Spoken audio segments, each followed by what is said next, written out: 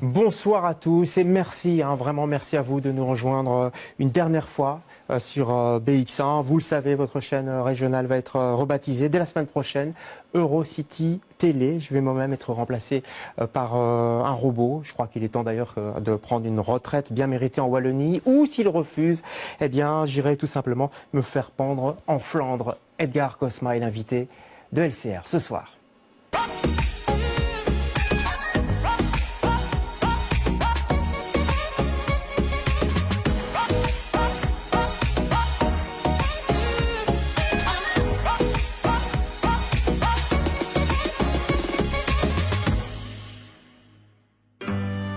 Depuis les dernières élections législatives, la Belgique est au bord de l'implosion.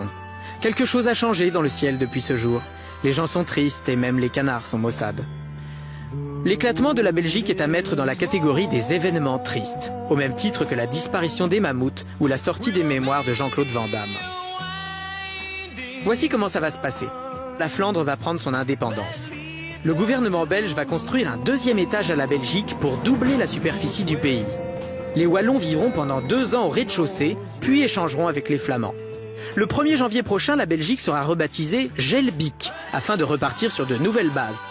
L'ancien nom sera cédé au Congo, qui deviendra donc, ironie de l'histoire, la Belgique. Il faudra donc faire bien attention dans les aéroports pour ne pas se tromper de destination.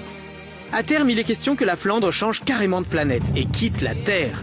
Le trou laissé par ce départ deviendrait un bac à huile géant qui permettrait de fournir toute l'Europe en frites.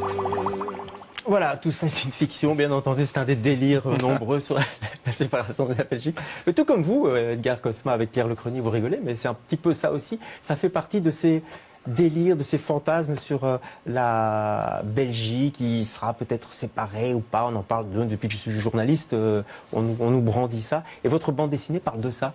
C'est quelque chose qui vous travaille, qui vous fait peur ? Bien sûr, j'ai l'impression que nous, ça parle de ça ici dans le Belge du futur, de façon un peu moins absurde ou chacun a son style, on va dire. Humoristique et tout. Mais moi, j'ai quand même l'impression qu'ici, en tant que scénariste, ici, j'ai postulé ce qui peut faire peur, ce qui pourrait quand même arriver. C'est ça qui est terrible dans le Belge du futur, c'est que c'est très sérieux. Hein. Vous indiquez vraiment les élections 2024, je crois, puis le gouvernement on n'arrive pas à former un gouvernement, on a connu ça d'ailleurs, 2025. J'ai imaginé qu'en 2019, ce serait peut-être trop tôt. Ouais. C'est un point de doute que j'ai, parce que peut-être qu'il pourrait quand même se passer déjà quelque chose. Mais a priori, j'ai encore donné 5 ans de répit pour qu'en 2024, là, le pays soit vraiment au bout du système fédéral, comme on le connaît. Ouais.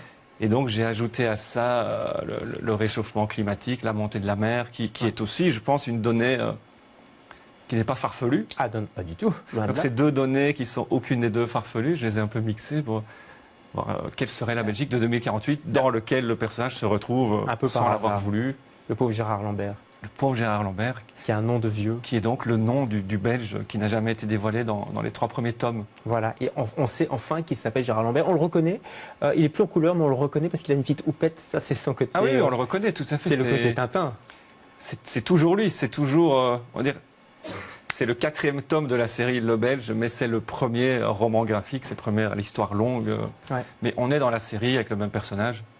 Mais c'est un peu plus sérieux. On rigole, évidemment. Il y a des moments un peu décalés comme ça, parce que c'est ça qui est formidable dans l'anticipation de quelques années, c'est que c'est un peu comme nous, mais c'est pas tout à fait comme nous. Enfin, c'est un peu comme maintenant, mais c'est un peu différent aussi.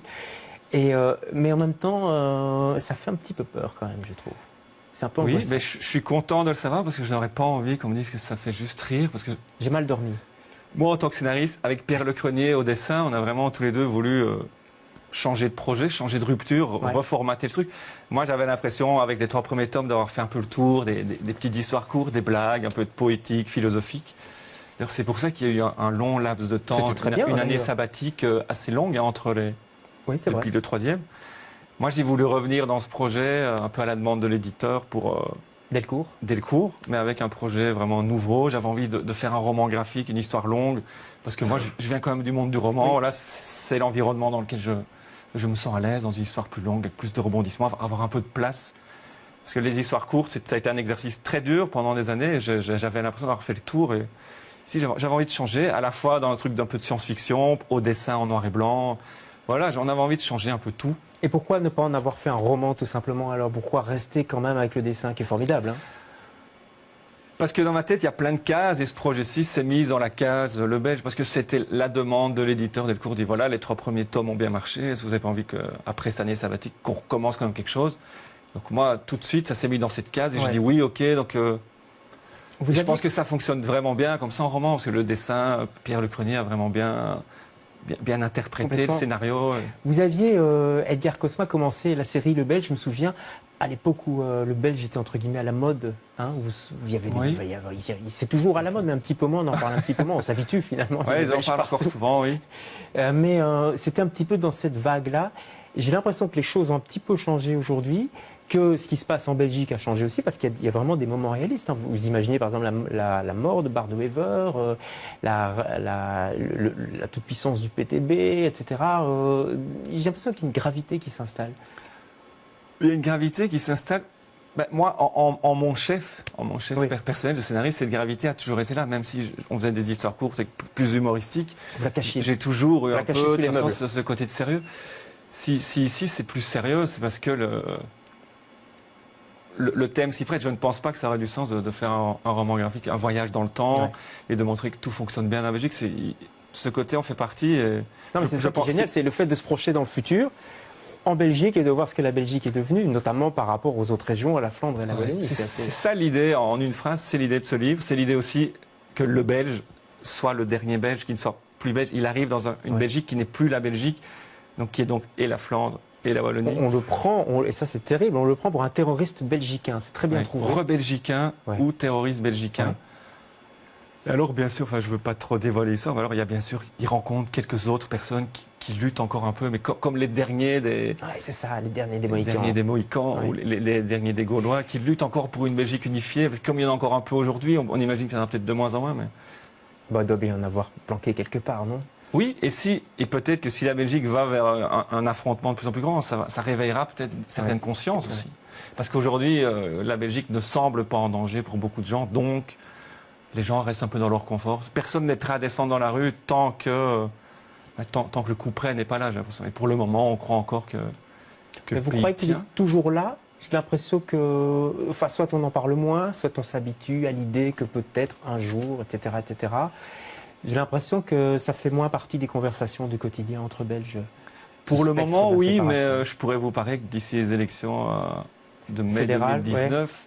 Quand la NVA, si elle remporte les élections côté flamand et qu'elle revient avec des revendications un peu confédéralistes, c'est ce que vous imaginez, etc., en tout cas dans le ça va très vite revenir. Je pense qu'on va se retrouver comme aux dernières élections. En 2014, on va se retrouver, voire en 2007, avant, quand il y a eu ces fameux 500 jours. On va très vite revivre ce scénario. La Belgique n'a pas implosé. Je pense que le Belge est très fort pour refouler aussi. Donc voilà, on n'y pense plus, on est content pendant quelques mois, quelques années. On parle un peu plus des choses pécuniaires, du travail, de l'emploi et tout. Mais en fait, ce coup près est là depuis... depuis très longtemps. Et ça pourrait être d'ailleurs la suite. Ça pourrait être la suite d'ailleurs de plus en plus noir. De remonter. Non, mais que le problème en fait de la Belgique n'est certainement ni aujourd'hui ni dans le futur, mais il faudrait trouver les racines de ce problème intercommunautaire. Vous pourriez faire le Belge dans le passé. Peut-être. Si je puis me permettre. C'est l'idée. C'est ce que j'aimerais en tout cas pour la suite. Parce qu'il s'est passé pas mal de choses aussi, pas tristes dans le passé de la Belgique. Il y a plein de choses, en fait, c'est très riche, quoi. Quand on dit le Belge comme ça, de prime abord, on se dit, on suit un petit personnage qui est belge, mais qu'est-ce que ça représente, être belge? Ça veut dire quoi, être belge, pour vous, Edgar Cosma? Ça, c'est une question très compliquée qu'on me demande depuis 2013, donc la parution des premiers tomes. Oui, j'imagine, surtout en France. À laquelle, oui, mais en Belgique aussi, à laquelle j'ai jamais vraiment réussi à répondre, mais en tout cas, j'arrive à répondre juste avec une sorte de poncif, qui est quand même une sorte d'esprit belge, un peu en le disant maintenant, je dis ce côté surréaliste, et je n'aime pas le dire parce que c'est un cliché. Mais bien sûr, il y a quand même quelque chose. Mais comme dans tous les pays, je pense qu'il y a une spécificité d'être roumain, tchèque, suédois. Vous êtes namurois d'origine? Moi, je suis né à Namur, oui. Ouais. Vous n'êtes pas tendre avec les Wallons? Il y a une petite revanche là derrière ou ils en prennent pour leur grade? Du tout, mais j'imagine. J'ai un peu fonctionné par déduction. Alors après, peut-être qu'on peut retrouver. Peut-être un côté revanchard. On peut analyser. On pourra analyser comme on veut. Je n'ai rien à dire sur les interprétations. Mais en tout cas, c'est vrai que j'ai imaginé que les Wallons, avec le retard, la pauvreté qu'ils auraient si les Flamands se séparaient, ils devraient donc se prendre en main très rapidement dans l'urgence. Donc j'ai réimaginé une certaine réindustrialisation. Je ne vais pas trop spoiler le truc, Non, mais non. bon, j'ai imaginé qu'il pourrait retrouver une sorte d'économie un peu du passé, mais version future, quoi. Ouais. Et alors, il y a Bruxelles. Et il y a des petits miracles aussi dans ce Belge du futur, parce qu'il se promène dans un Bruxelles de 2048, et il y a encore des petits restes comme ça du passé. On va pas trop le dire non plus, mais dans l'architecture, un endroit, un point de vue. Et ça, c'est touchant. On est touché avec le personnage, je trouve. Là, vous réussissez quelque chose qui nous touche, parce qu'on se dit, ah oui, quand même, c'est ça aussi, Bruxelles. C'est-à-dire que c'est la grand-place. C'est aussi le dessin de Pierre Lecronier qui était Oui. très, très chouette, parce qu'à un moment, le personnage arrive, quand il est propulsé dans le futur, il se retrouve près de la Grand Place. Donc Oui. cette Grand Place est toujours là. Puis il ne comprend pas tout de suite qu'il est dans le futur, bien sûr. Mais puis, Il va vite le justement, en comprendre. plus, la Grand Place, elle, n'a pas changé. Mais il va se rendre très vite compte Il va vite le que le monde a changé. Ouais. Super bouquin d'anticipation, on peut dire ça, ça fait un peu sérieux comme ça. Ça fait un peu sérieux, on parle de dystopie, de Oui. science-fiction. Et on rigole beaucoup. Après, on rigole un peu. Moi, oui, j'espère que les gens Si, rigoleront si. aussi un peu. J'ai dit Après, que j'avais mal dormi. on n'est pas dans une anticipation au style Philippe Cadic. C'est vrai qu'on reste dans un univers Non. BD. Et on se tape pas non plus sur les cuisses. Et on se tape pas non plus sur les cuisses. C'est un peu entre les deux. C'est pas une bonne façon de le vendre. Moi, je Mais, vends rien. Je vends rien. Je vous accueille parce que c'est un très C'est-à-dire qu'il a fallu quand même une transition. On reste Ouais. avec le personnage qui vient de 3 albums, un peu d'humour et tout. Ouais. Il a fallu aller en J'ai douceur. un slogan. Vous avez aimé le Belge en 2-3, vous aimerez le Belge du futur. C'est bien ça? C'est pas mal. Allez. Et vous l'aimerez aujourd'hui. D'accord. Et vous aimez aussi Myriam Leroy, en tout cas son roman Ariane. Eh ben, Pourquoi ce coup de cœur? Parce que je viens de le terminer, donc Mhm. juste il y a quelques jours. Ouais. Et ça revient un peu en partie avec ce que vous venez de me demander sur la Wallonie. Si Myriam Leroy est une fille un peu de mon âge, je suis un peu plus vieux qu'elle. Ouais. Je pense qu'elle est née en 80, Ne 80. soyez pas impoli. Hein. Je suis un peu plus vieux qu'elle. Je viens aussi de Namur, elle vient du Bras Wallon. Donc voilà, j'ai été content de trouver un talent littéraire qui me parle aussi Ouais. de mon passé. Et c'est rare en tant que Belge. Vous voyez, je pense que quand on est parisien, on peut trouver plein de livres qui se passent toujours à Paris, mais en tant que C'est vrai. Belge qui vient de Wallon, c'est rare. Donc j'étais content d'avoir quelqu'un de mon âge. Parce qu'en Belgique, c'est pas si fréquent non plus des Non. jeunes auteurs.